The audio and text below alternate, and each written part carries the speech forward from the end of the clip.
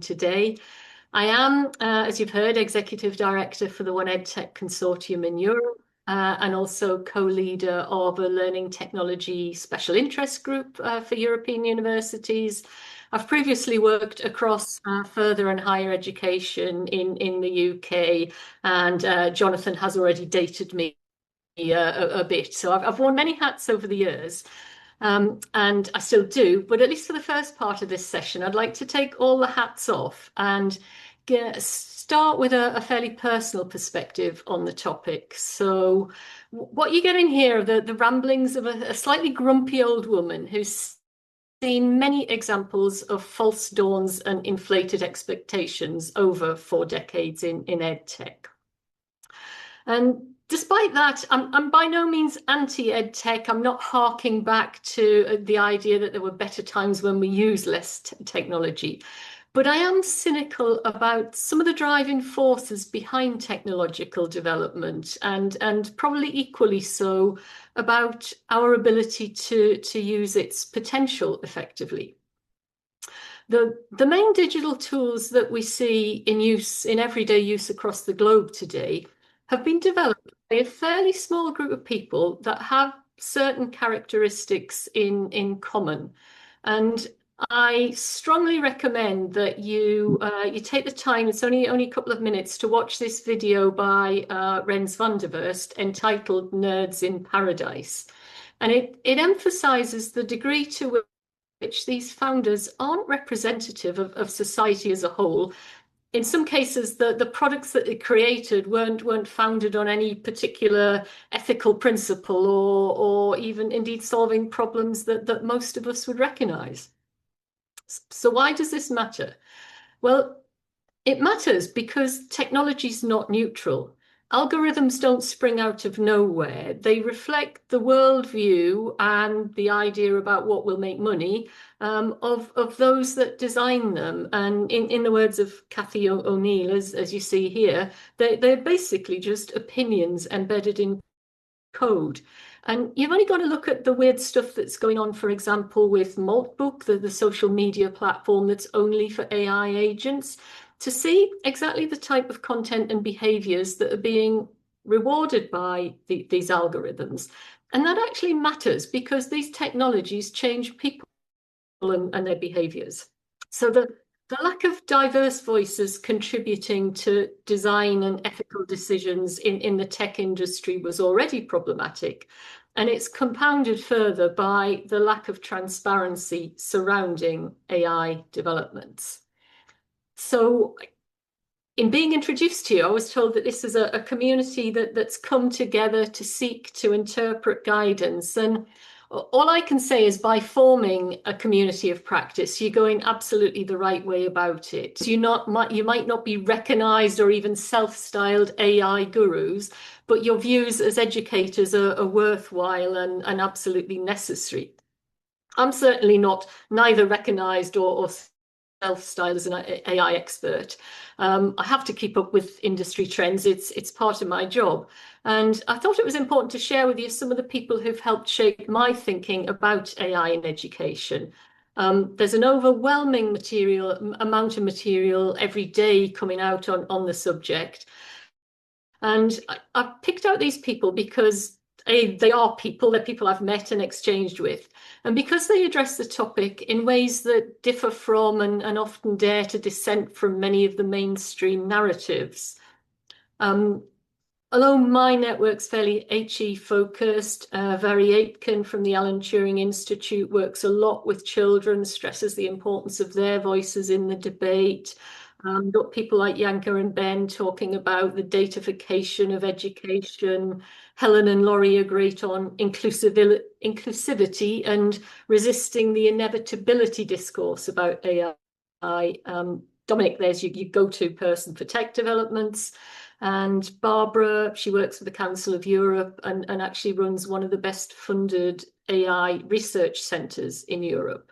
So if you want to engage with some reasoned perspectives from people who really are education experts, then I suggest you look up some of these people on LinkedIn. By all means, connect with them and tell them I sent you. So where do I think we're going with AI in learning? Are we going to realize this vision of hybrid intelligence, or are we on this AI wheel of death that's trying to undermine everything that we actually know about good learning and teaching practice? I'd like to offer you a few thoughts on some beneficial developments that I think are possible if we have the vision, and some other developments that I think will be forced on us, but that's not necessarily a bad thing. And then I'll round up by saying a few things about the work that 1EdTech Consortium is doing in this area, and that gives me confidence that we can realise a new vision. Now, it amazes me to be still saying this, but we're not anywhere near as good at learning design as we ought to be. It's still not a formal, structured, strategic priority in many institutions. A few years ago, I thought that might change when I hoped that learning analytics capabilities might be used to evaluate and improve learning design, and that didn't really come to pass. So if AI turns out to be the Trojan horse that ushers in new approaches, then I'd say bring it on. We've already seen a general hysteria about what generative AI means for assessment. And frankly, some of the responses to that didn't seem to take account of the fact that actually humans are sometimes not that great at objective evaluation. It's not just the cheating, the cheating element that we need to worry about. So we've seen a lot of what I've styled as knee-jerk reactions that they're taking assessment back to more traditional approaches, such as in-person exams. And I think it's time to acknowledge the role that AI could play in effective assessment and feedback systems to allow us to do things better than we've traditionally been able to do. Feedback in particular, including how and when it's generated, how we prepare learners to recognize and use it, is probably the single most important element of the learning process. And it's an area where higher ed in particular has been slow to move the levers of change. I think parts of further ed moved faster in terms of training teachers to give effective feedback, and also recognizing that peer feedback, when it's given quickly, even though it might be flawed, it's often more valuable to the learner than waiting weeks for tutor feedback. Now, AI could help with that speed, and it could also help with approaches such as Vivas. They're deemed to be robust, it's hard to cheat, but they're very, very hard to scale. Why couldn't you have a Viva with an AI chatbot? I'd also want to recognise that the cottage industry of complicated marking workflows we've created to ensure academic quality is only necessary because human judgment is flawed, inconsistent, and subject to unconscious bias. Going back over a decade, I can remember seeing some amazing work being done by universities in what we would now call AI marking tools. They were equivalent or better than the human judgment. But the way those experiments were done, they were tightly bounded. The process by which the machine learning occurred was very, very clear. And they were easily able to deal with the extremes of even quite complicated essays, know which ones are at the extremes, and leave a lot more time to focus on analysing the less clear-cut cases. I think we've also got an opportunity to make assessment more personalised with AI in terms of allowing learners more agency in the choice of topic and format. And again, human markers struggle to make valid comparisons the more we get this variety in format. And finally, I think we could make assessment truly personalised if we could start to make it ipsative. That's to say, we're evaluating the learner not just against an external benchmark, but against their own previous performance. You might still be a grade C, but actually the learning gain that you have achieved and the way that you have come on over the past few weeks or months shows that learning design is working. And if we're going to do any of these things, then we need to take a long, hard look at data and how we use it. We already have a lot of it, and the digital footprint created by our learners continues to increase exponentially. but how much of it really tells us anything about actual learning?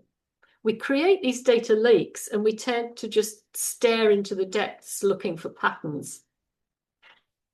Now, if we understand what good intentional learning design looks like, we're explicit about it, then we could design in data hooks that tell us whether the learning is taking place as planned. And this is about more than just time spent and clicks.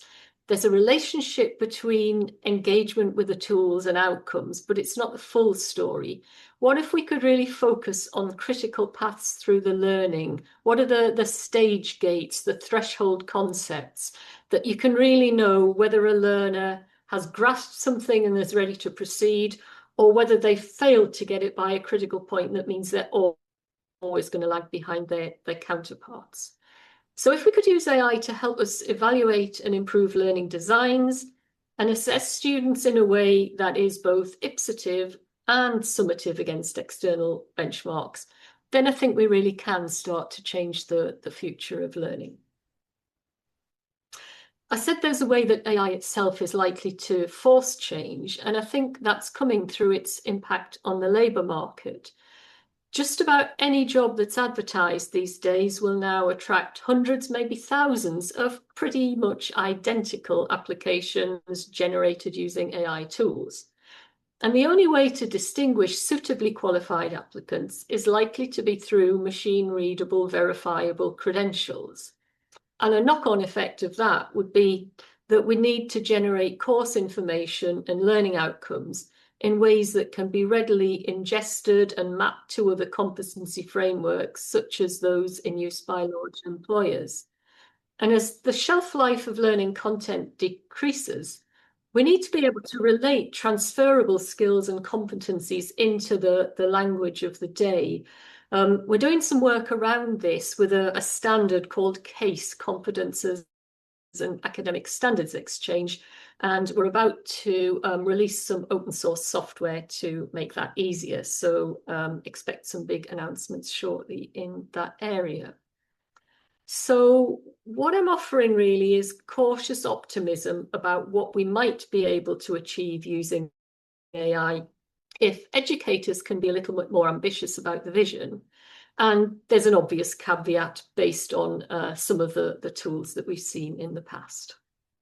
I think I'll probably skip over some of the things I've said here in the interests of time. We can talk about it later, but the idea that tools are anthropomorphic is an element of risk, particularly when you're dealing with younger learners. I also don't believe the likes of ChatGPT are the future of AI in education. To deliver benefit, we need more specialist models trained on highly quality data. And I was looking at some research from the Turing Institute just earlier today, explaining how little bad data, and whether this is introduced maliciously or otherwise, how little bad data it actually takes to pollute a model and change its responses in ways that become dangerous. So finally, I get on to talk about the 1EdTech consortium and its relationship to AI. So we're a non-profit association, we're global, and we develop the standards that allow the world to have an open, trusted, and interoperable ecosystem of EdTech products. We're a membership organisation. We have over 1,500 members worldwide, and we're pretty unique in the way we bring together public and private stakeholders to the same table to actually set the standards and lead their direction. So we've got all of the household names in EdTech as members, alongside ministries of education, public bodies, NRENs, and small open source tools, startups and SMEs. It's really everybody, all of the stakeholders in EdTech. And if you're involved in EdTech yourself, then you probably, whether you know it or not, use the outcomes of our work every day. You're probably part of the billions of transactions per year that are underpinned and made possible by open standards. Again, I'd love to tell you more about the standards portfolio generally, but I think time's very short. I will just invite you to contact me afterwards if you want to find out more about why open standards are a good thing for education and what your organization should be doing about it. Because the focus today is to explain why AI in learning needs standards. I've said here it's a shortcut to digital sovereignty. It's actually the bedrock, because the use of agreed standards serves to address some of the issues around big tech being shaped outside education and outside Europe. And what 1EdTech provides is a trust layer that means what's happening under the bonnet with learning tools can be verified and can be certified. And interoperability means that institutions are free to build flexible ecosystems where the tools of their choice can work together. They don't have to be locked into particular vendors. And realizing that the kind of vision I talked about earlier is no simple matter, because AI tools can't deliver learning impact unless they have information about the learning context. So if you ask an AI tool a question and it doesn't have the information it needs to give an answer, it'll do one of three things. It'll either refuse to answer, it will give a very generic response, or it will hallucinate. And probably none of these things is particularly helpful in an education context. So what do we mean by learning context? It's something that we possibly take for granted as educators, but it's actually quite an abstract concept. It's the who, what, why, and when behind a particular activity, behind a particular question that may be put to a tool. And what lies behind that is actually quite complicated. The contextual information needed to give a learner the right support at a particular moment in time might consist of fragments of data that are split across a number of different information systems. Done this little table which just sums up some of the types of data we might be looking at, some of the disparate systems that we might be holding it in. But fortunately, in trying to make sense of that and make cross-cutting use of that, we're not starting from scratch, because for the last 25 years, the 1EdTech and IMS before it has been creating data models and controlled vocabularies to support interoperability across some of these systems for a range of different use cases. So in general, the things that our standards have done worldwide and well to date has been to connect tools and platforms, to manage student data in a secure and privacy-safe manner, and to deliver verifiable and portable digital credentials. And the challenge now is to bring this together in ways that are even more flexible and cross-cutting and can be supported by the new generation of AI-powered tools. So here's an example of some of the things we might be trying to do that we can support. What we're wanting to do is give personal insight to the learner, but to protect their privacy. And at 1EdTech, we're bridging the gap between AI and the structured, regulated world of education data. Showed this as a sliding scale to kind of give an idea of how the standards could be applied to manage privacy and security for different types of applications. So say learner information, a minimum for some of our LTI transactions, learning tools interoperability, is anonymous data. Sometimes a tool doesn't need to know anything at all about a learner to do the job that it actually needs to do. Whereas in other contexts, it might need a lot more background to be able to do anything useful. And then you see where this sits in a landscape. If you've got the tools, the vendors, the suppliers on one side saying, this is the data you need to give us for us to be able to do our job, and the institutions on the other saying, well, that's actually what we're prepared to allow you to have. And we create this kind of interface that actually validates that what's being passed is actually what's been agreed, that it's compliant, in format, and it's actually building the trust into that landscape. So this is our general direction of travel. I've tried to focus today on the data element aside, the technical underpinnings for responsible AI use. And sometime over the next few weeks, we'll be launching a best practice guide on MCP, Multiple Context Protocol, which is the open standard, not one of ours, but an open standard that we're using that underpins some of this. I'm conscious that the time I was asked to speak for has kind of expired quite quickly. I haven't said much. We said, you invited me to come and talk about global and European perspectives. I haven't said much about perspectives from the different regions.